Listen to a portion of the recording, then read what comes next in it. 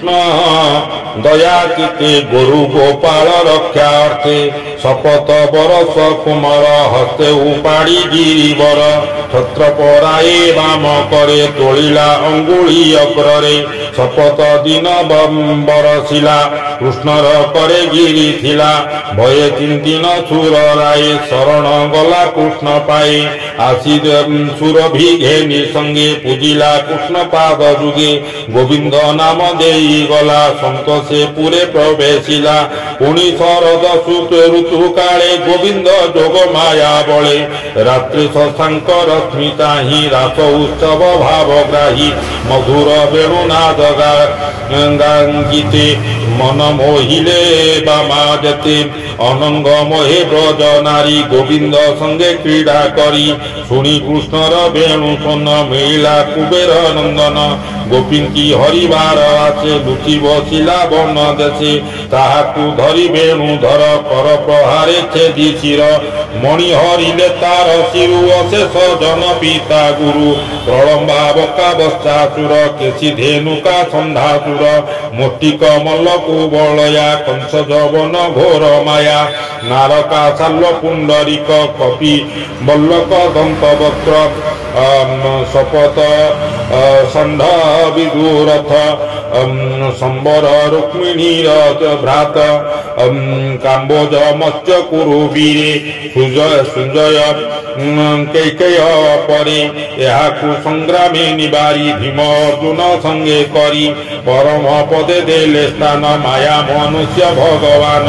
कली प्रवेश काल बले प्राणीए चेतना तंचिले भारती न पारंती धरी अल्प आयुष देखी हरि जन्मिले व्यास रूप धरी अशेष श्रुति शास्त्र करी वेद द्रुम को शाखा कले एकु अनेक बुद्धि देले असुरे रही वेद मार्गे माया विमाने कली जुगे मय दयित संग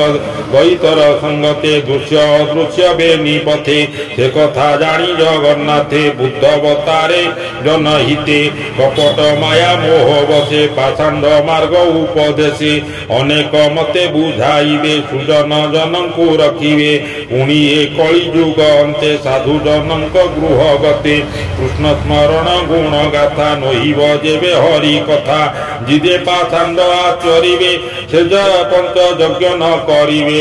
राजा होइबे शूद्र जने प्रजा पीड़िबे कर धने जे जहा सदा दशकार छाड़ी करिबे दुराचार एमंते देखी कल्की रूपे अश्वारोही महाकोपे खड्ग धरिबे निहस्ते शेषे स्थापिबे धर्मपथे सुजने मुहि ऋषि नव प्रजापतिये तप भाव तिथिरे धर्म मनुगण यज्ञ स्वरूप विष्णु गुण अमर गण राजा गण संहारे अधर्म कारण जे हर हरे तीनि पुर गवादि जे असुर अनंत शक्ति दामोदर ए सर्व विभूति ताहार जेनु से माया रूप धरे कल्की कल्पांते सृष्टि करे जे विष्णु नाभिजात पाद आवरी भुवन 14 जे बेगे प्रकृति कंपिला निज विक्रमे जे धइला से विष्णु महिमा संसारे के गणी संख्या करी पारे जे कवि भूमि रेणु गणी से कि पारिब परिमाणी ताहार माया बल गति ता अंत केही न जानती तोर अग्रज मुनि शांत से काहि जानिबे तदंत।